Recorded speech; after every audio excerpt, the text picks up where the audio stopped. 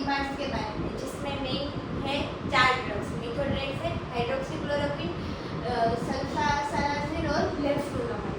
तो हम इस एपिसोड में हम इसके mechanism of action, drug interaction, drug का डोज कब देते हैं वो, और बाकी इंडिकेशन और साइड इफेक्ट और कॉन्ट्राइंडिकेशन के बारे में जानेंगे।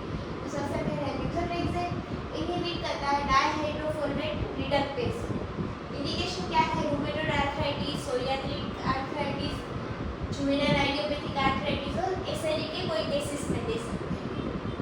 डोज है इसका 7.5 to 25 mg once a weekly होता है। ये आपको जरूर याद रखना है कि मेथोट्रेक्सेट का डोज वंस अ वीकली होता है।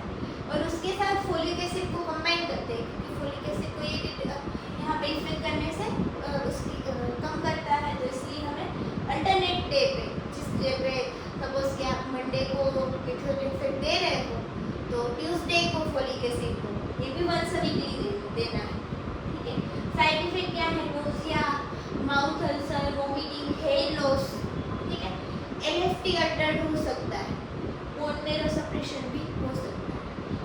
और कॉन्ट्राइंडिकेशन है, प्रेगनेंसी में देना ही नहीं है, ब्रेस्ट फीडिंग में अवॉइड करना है, लीवर डिसीज में नहीं देना है, और आरएफटी अल्टर हो तब नहीं देना है, और अल्कोहल कंज्यूमिंग ज़्यादा हो तो मेथोट्रेक्सेट को अवॉइड करना जरूरी है।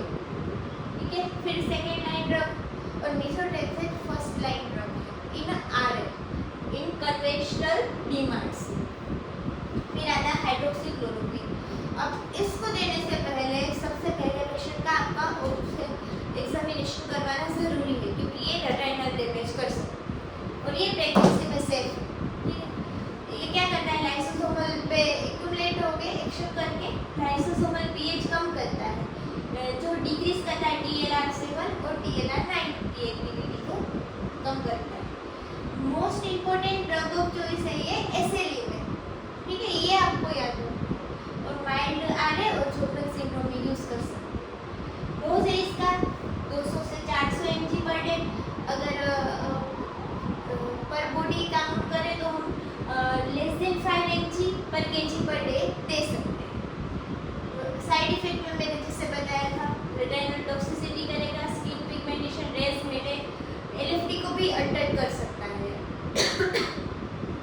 कॉन्ट्राइंडिकेशन में अगर किसी को प्रीवियस रेटिनल डिसीज है उसमें नहीं देनी है, हाइपर सेंसिटिविटी टू ड्रग है उसमें नहीं, और आरएफटी एब्नॉर्मलिटी में नहीं देनी। फिर सल्फासालाजिन सेफ होता है प्रेगनेंसी में। ये क्या करता है? कोलोन में एक्ट करता है, वहाँ पे जाके दो पार्ट में डिवाइड होता है, सल्फापाइरिडीन और 5-AS है। जो सल्फापाइरिडीन है वो रूमेटॉइड आर्थराइटिस में यूज होगा, और 5-AS है वो आईबीडी में यूज होता है।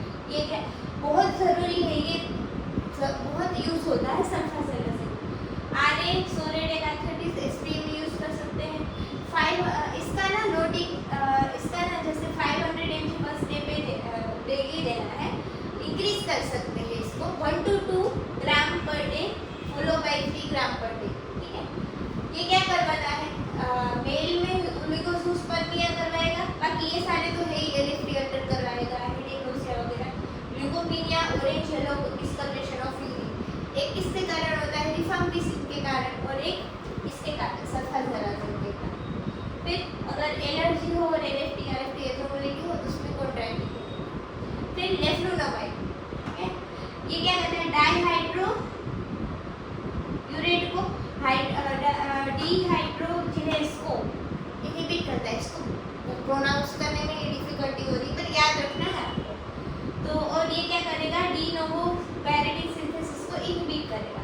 आरए और सोरियाटिक आर्थराइटिस में होगा लोडिंग डोज है 100 mg पर day followed by 10 to 20 mg OD. इसमें भी यही सेम है, एलएफटी अल्टर करेगा, नोज़िया करेगा, वोमिटिंग करेगा, हेडेक करेगा, और प्रेगनेंसी में ही कॉन्ट्राइंडिकेशन। तो आपको ये सारी चीज़ें करके ही पेशेंट को आगे ड्रग्स जो इसके अनुसार एडवाइस